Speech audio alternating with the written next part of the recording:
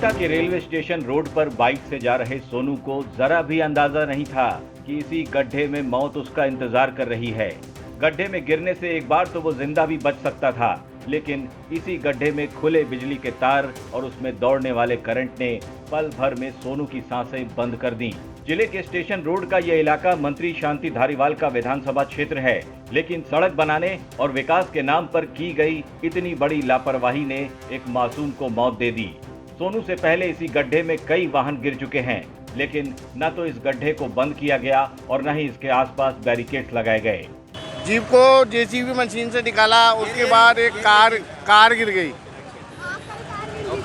और यहाँ पर कोई बैरिकेड कुछ भी नहीं लगा रखे। ठेकेदार को 50 बार बोल दिया कि इसमें से पानी निकलवा के इसकी सोलिंग करा के गिट्टी डलवाओ। आज तक कोई गिट्टी नहीं डलाई, ना सोलिंग करवा रहा हूँ। ये यही पान की दुकान है, सोनू नाम है उसका।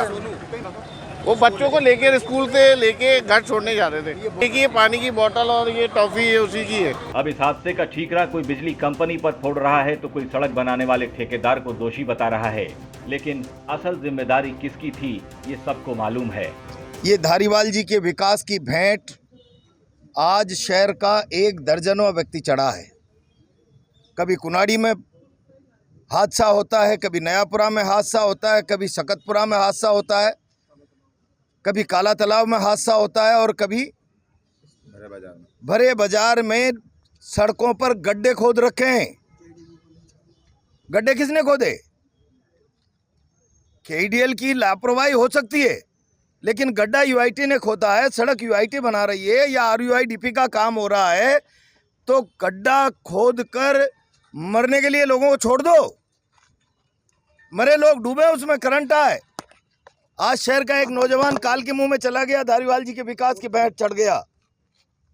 परिवारजन जो तय करेंगे, छोटे छोटे बच्चे हैं, मुआवजे की मांग सरकार उस पर गंभीरता से विचार करे। मैं आखिरी दम तक परिवारजनों के साथ रहूंगा, हर सूरत में इस लड़ाई को लड़ेंगे। मरने वाला सोनू नाम का शख्स अपने बच्चों को बाइक पर बिठाकर स्कूल से लौट रहा था, लेकिन रास्ते में मौत उसका इंतजार कर रही थी। बच्चों को तो जैसे तैसे बचा लिया गया, लेकिन सोनू की जान नहीं बच सकी। इस हादसे के बाद लोकसभा स्पीकर और स्थानीय बीजेपी सांसद ओम बिरला भी अस्पताल पहुंचे। मोर्चरी में सोनू के शव को देख उनकी आंखें भर आईं। ओम बिरला ने मृतक के परिजनों को सांत्वना दी और इस हादसे के जिम्मेदार लोगों के खिलाफ कार्रवाई का भरोसा दिया।